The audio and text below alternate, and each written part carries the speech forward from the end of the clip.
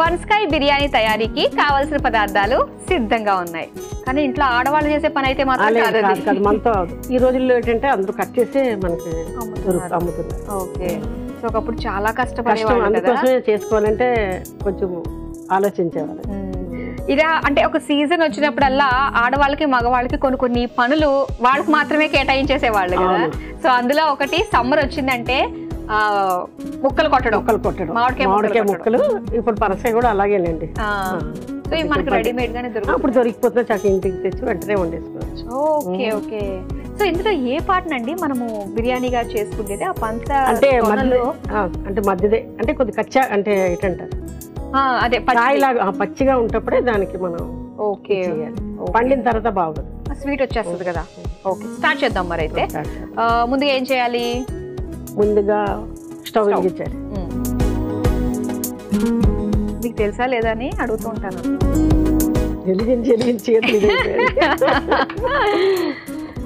Okay, ముందుగా oil.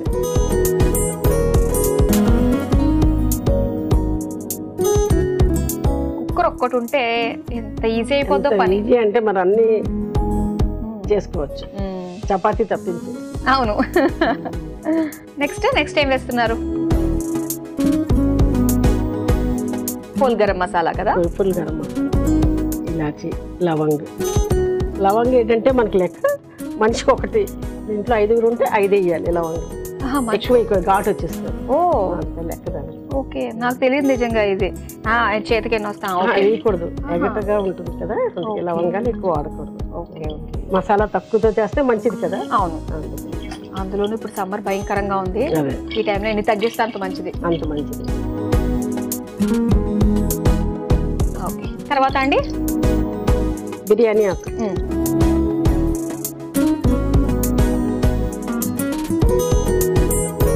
ఉల్లిపాయలు,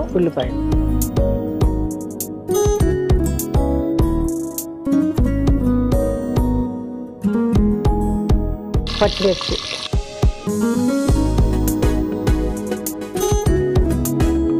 ఛత్తీస్గఢ్ లో ఫేమస్ ఏంటండి టెంపుల్స్? అంటే రతన్పూర్ అని ఉంది అక్కడ 20 కిలోమీటర్స్. అది శక్తిపేట ఉందండి, చాలా ఫేమస్ రతన్పూర్. అంటే అమ్మవారు ఏ పాట పడిన ప్లేస్ అది? అంటే శక్తిపేట రతన్. మళ్ళీ అక్కడికి 3 గంటలు పడుతుంది. అమర్కంటక్ అని ఉంది, శివుడు టెంపుల్ ఒకటి చాలా ఫేమస్. దగ్గరలో అమర్కంటక్ అని దగ్గరలో ఉంది. ఓకే, ఫేమస్ అది. ఇంకొక 3 hours ఉంటుంది. ఏంటంటే కట్నీ అని ఉంది అక్కడ, మయ్యర్ శక్తిపేట. అది కూడా మయ్యర్ అది అదొకటి. సో ఒక 3 గంటలు జర్నీలో మనకి 2 శక్తిపీఠాలు, ఒకటి శివుడు టెంపుల్ వెళ్ళొచ్చు. రాయ్పూర్ కూడా బాగుంటుంది కదా, దగ్గరే కదా, 2 hours మాకు రాయ్పూర్. ఏది రాయ్పూర్ లో ఫేమస్ గా దొరికేది ఏంటి? శనగలు అంటారు కదా, కొమ్ము శనగలు. కొమ్ము శనగలు అంటే మనం తింటాం చూడండి, మటర్ 2 ఉంటాయి కదా, అవి అక్కడ అంతా ఛత్తీస్గఢ్ లో కొంచెం ఫేమస్. ఓకే, ఇంకా అటుకుళ్ళు అవి, అది ఎక్కువ అక్కడ ఫేమస్. ఓకే, పోహా, ఆలు పోహా అంటారు కదా. సో ఎవరన్నా మీరు ఎప్పుడైనా హైదరాబాద్ వచ్చినప్పుడు నువ్వు ఛత్తీస్గఢ్ వెళ్తున్నావు కదా, మా కోసం ఇది తీసుకురా అని అంటే మీరు ఏం తీసుకొస్తారు? సీజన్ లో వెళ్తే జాంకాయలు తెమ్మంటారు. జాంకాయలు తెమ్మంటారు. అంత బాగుంటాయి జాంకాయలు అక్కడ. సరేనండి, సో ఇక్కడ మనకి ఉల్లిపాయలు వేగాయి. నెక్స్ట్ అల్లం తెల్లుల్లి పేస్ట్. ఇది ఒకసారి కలిపేస్తాను. ఏదో పనసకాయ బిర్యానీ అంటే చాలా కష్టమైందేమో, అది కేవలం వంట మాస్టర్స్ మాత్రమే చేయగలరేమో అనుకునే వాళ్ళం. సో చాలా సింపుల్, మన ఇంట్లో కుక్కర్ ఉండి రెడీమేడ్గా మనకి అవి దొరుకుతున్నాయి కాబట్టి. ఇది సీజన్ అండి పనసకాయ? ఓకే, అది సమ్మర్లోనే వస్తుంది.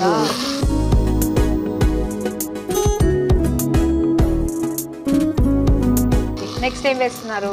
పనసకాయ. హీరో ఇదే రాజు.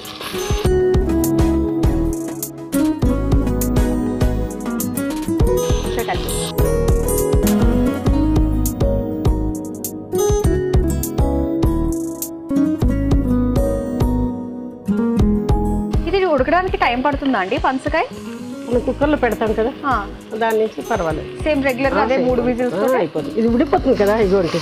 ఓహో, ఇది విడివిడిగా ఉంటుంది కదా, ఇది కష్టం.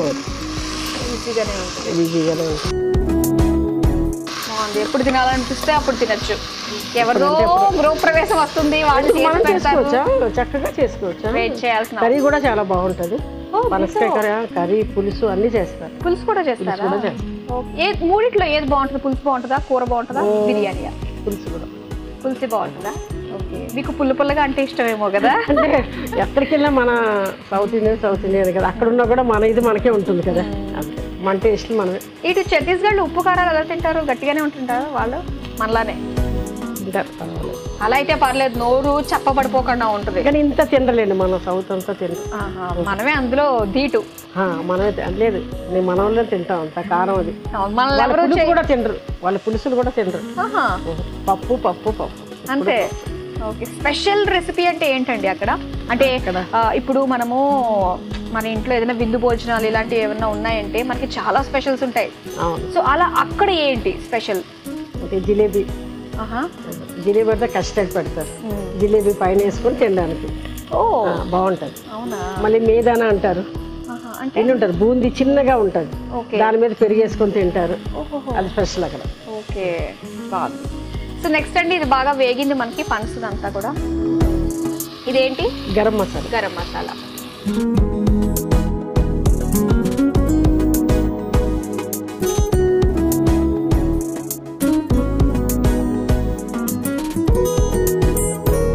నెక్స్ట్ బియ్యం.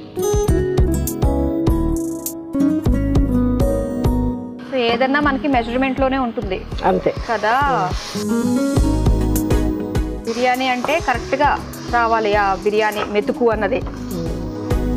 ఇప్పుడు సాల్ట్ అసలు అయింది కదా, ఇది లేకపోతే ఏమీ లేదు కదా. అయితే ఇది హీరోయిన్. హీరోయిన్ కూడా ఉండాలి.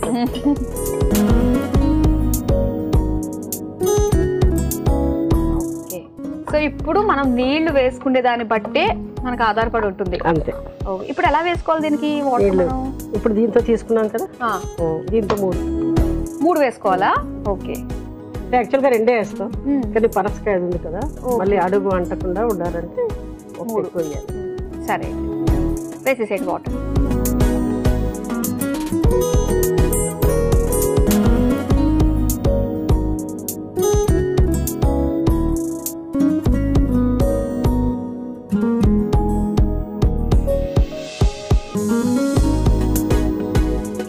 మూత పెట్టేసుకోవచ్చు కదా.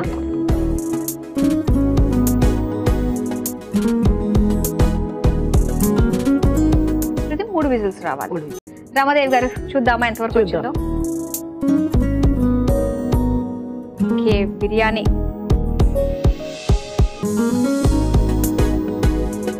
ఇదిగోండి పనసకాయ, మీరు అన్నారు కదా ఉడుకుతుందో లేదో అని, చూడండి. ఇది చూడడానికి నాన్ వెజ్ లానే అనిపిస్తుందండి కదా. టేస్ట్ కూడా కొంచెం అలాగే ఉంటుంది. తృప్తిగా నాన్ వెజ్ లేని వాళ్ళు ఇది చేసుకుని తినచ్చు. కొత్తిమీర తీసాక వేద్దాం. అలాగే.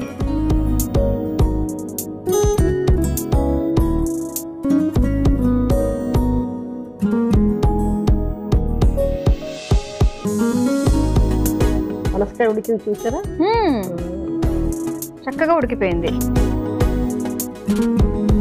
దీంతో పెరుగు పచ్చడి, అంటే పెరుగులో ఉల్లిపాయలు కట్ చేసుకొని దాంతో తింటే బాగుంటుందా? కర్రీ అవసరం లేదు. బాగుంది, సింపుల్ రైతా అన్నమాట. అయితే కొత్తిమీర వేస్తున్నానే.